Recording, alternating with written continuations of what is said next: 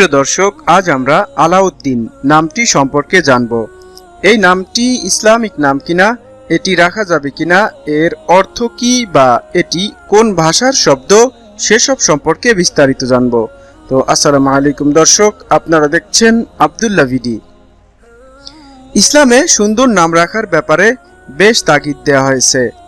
মুসলিম শরীফের এক হাদিসে এসেছে, প্রত্যেক মানুষের উপর তার নামের প্রভাব পড়ে।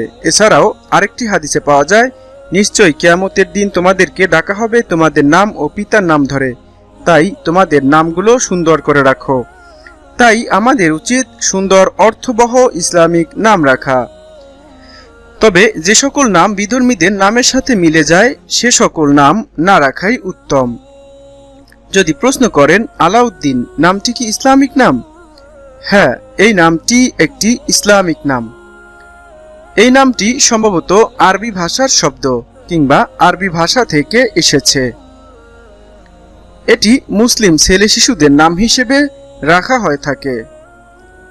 আপনাদের নামের অর্থ জানতে কিংবা ভিডিও পেতে কমেন্টে নামটি লিখে সাবস্ক্রাইব করে রাখতে পারেন। মুসলিম শিশুর জন্য যে সমস্ত নামগুলো রাখতে পারবেন তার মধ্যে এই নামটি একটি অন্যতম নাম। আলাউদ্দিন নামের আরবি অর্থ হচ্ছে দ্বীনের নেতা। আলাউদ্দিন ইসলাম, আলাউদ্দিন হোসেন, আব্দুল আলাউদ্দিন, এভাবেও নামটি রাখা হয়ে থাকে। আলাউদ্দিন নামের বন্ধুদেরকে ভিডিওটি শেয়ার করে জানিয়ে দিন, সাবস্ক্রাইব করে সাথেই থাকুন। আসসালামু আলাইকুম ওয়া রাহমাতুল্লাহ।